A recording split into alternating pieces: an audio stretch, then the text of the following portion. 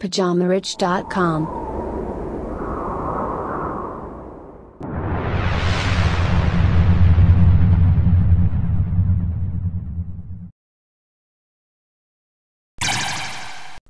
Bonjour à tous et bienvenue sur ce nouvel épisode du Richcast de Pyjama Rich TV.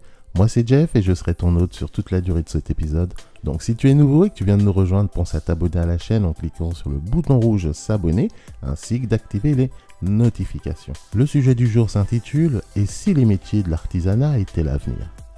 Quand on parle de métiers d'avenir, on pense rarement à l'artisanat, mais plutôt à des métiers genre technologiques, high-tech, super branchés et tout. Moi le premier. D'ailleurs, je t'avais fait une vidéo sur les métiers du futur, ceux qui vont disparaître, etc. Tu pourras revoir un peu ces vidéos si tu ne les as pas encore vues. Et bien que je maintienne ce que j'avais dit dans ces précédentes vidéos, je voudrais tout de même ajouter une précision. On oublie trop souvent de parler des métiers de l'artisanat, ce qui est bien dommage car à mon avis, les métiers de l'artisanat ont un bel avenir devant eux. Bien évidemment, pas tous.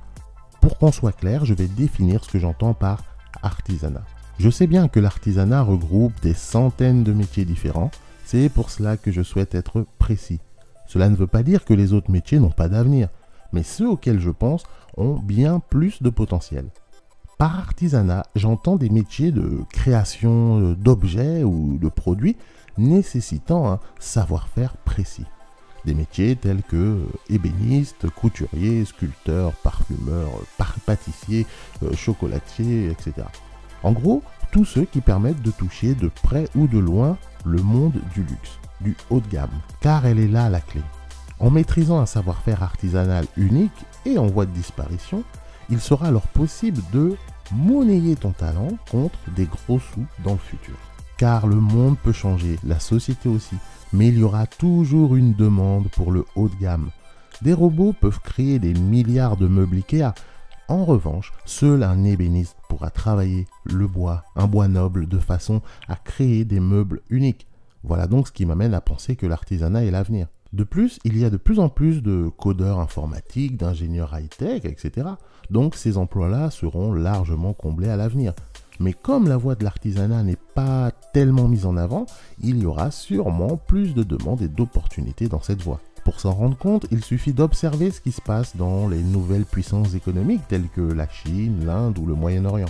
Les riches et puissants de ces pays raffolent de produits artisanaux haut de gamme. Voilà comment des Français malins sont devenus riches et célèbres à l'étranger en étant de simples boulangers, cuisiniers ou autres. Ils ont vite compris la valeur de leur savoir-faire. Et ce n'est pas parce que ta valeur n'est pas reconnue quelque part qu'elle ne le sera pas ailleurs. Beaucoup trop de gens se laissent influencer par leur environnement. Il faut savoir voir plus loin que le bout de son nez. Je me souviens d'un Français cuisinier de formation. En France, il ne valait pas plus que les autres cuisiniers. Il s'est expatrié au Brésil et depuis, il est devenu millionnaire et une star au Brésil. Car il était parmi les premiers Français à s'installer là-bas. Il a des restaurants très chics, très luxueux. Et d'ailleurs, dans son restaurant, il n'y a rien vraiment de spécial. Il fait des steaks frites, sauf qu'il les vend hors de prix. Et en plus de ça, ils ne sont pas super bons pour y avoir goûté. Mais bon, les riches brésiliens en raffolent, donc on s'en fout. Mais en me basant sur ce même principe, je me dis que certains métiers artisanaux prendront de la valeur avec le temps. Ils seront rares et tout ce qui est rare est cher. Et puis, si ce n'est pas le cas dans ton pays, alors il te suffit de voyager là où tu seras traité à ta juste valeur. L'avantage de l'artisanat, c'est que les formations ne sont pas très longues et souvent peu coûteuses. Beaucoup de ces métiers nécessitent qu'un simple diplôme CAP, BEP ou quelque chose dans le genre. Il est donc intéressant d'investir dans une reconversion afin de préparer l'avenir. Et pas besoin d'attendre très longtemps car certains de ces métiers sont déjà extrêmement bien rémunérés. Donc encore une fois, tout dépend de plein de facteurs et de ton aptitude à te vendre. C'est pour ça que j'insiste bien sur le côté haut de gamme, luxe de l'artisanat. Dans ma liste, par exemple, je n'inclurai pas plombier, électricien, car j'ai beau me creuser la tête, je ne vois pas comment vendre du luxe en tant que plombier, à moins que je me trompe. Et si je me trompe, n'hésite pas à me corriger. En tout cas, il est important que le métier en question ait déjà un marché haut de gamme, que ce soit en France ou à l'étranger.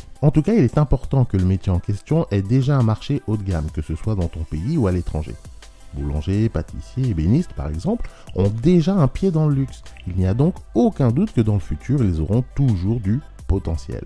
Je mise plus sur le luxe, car pour gagner de l'argent, il vaut mieux cibler ceux qui en ont. Après, rien ne t'empêche d'être un simple artisan et de gagner un SMIC. Mais dans ce cas, ça voudrait dire que tu n'as pas d'ambition, donc tu n'as rien à faire ici. C'est mon humble avis. L'artisanat haut de gamme est l'avenir. Et toi qui m'écoutes, si tu es perdu dans ton orientation professionnelle, voici mon conseil. Mise sur les métiers de l'artisanat. On en manque de bons artisans qui savent travailler de leurs mains et maîtrisent un savoir-faire ancestral. Non seulement c'est intéressant et beau comme métier, et en plus tu peux très bien gagner ta vie. Mais ça reste mon avis. En tout cas, j'aimerais bien savoir ce que tu en penses. Donne-moi ton avis sur l'artisanat et si tu es d'accord avec moi ou pas, tu me laisseras un commentaire en dessous de cette vidéo. Et si jamais tu as de l'expérience dans l'artisanat de luxe dont je parle, je voudrais bien connaître ton retour d'expérience et savoir si tu as des conseils à donner. J'espère que cette vidéo élargira ton champ de vision et que tu seras alors plus ouvert à de nouvelles opportunités. En tout cas, c'est le but de cette vidéo. T'apprendre à regarder ailleurs et à penser différemment. Des métiers, il y en a plein. Et certains sont négligés alors que ce sont de vraies mines d'or. Ce sera tout pour moi aujourd'hui, j'espère que cette vidéo t'aura plu. Si c'est le cas, comme toujours, tu penses à me laisser un pouce bleu en dessous de la vidéo. Si tu n'es pas encore abonné à la chaîne, pense à le faire maintenant en cliquant sur le bouton rouge s'abonner pour être sûr de ne rien manquer. Tu peux également rejoindre ma liste de contacts personnels, le Pyjama Riche Club, ça nous permettra de rester en communication. Tu cliqueras sur le lien en dessous de la vidéo, tu rentres ton mail, ton nom, c'est gratuit et je t'offre gratuitement mon book sur comment créer un business pour moins ou avec moins de 500 €. Et pour te détendre, te divertir et en même temps te motiver, tu peux me rejoindre sur ma page Instagram, c'est @pyjamarichetv. Tu t'abonnes et tu verras un peu tout ce que je partage dessus. Il y en a pour tous les goûts, il y aura sûrement quelque chose qui va te plaire. On se donne rendez-vous au prochain épisode. Entre temps, comme toujours, prends bien soin de toi, bon courage, allez, salut.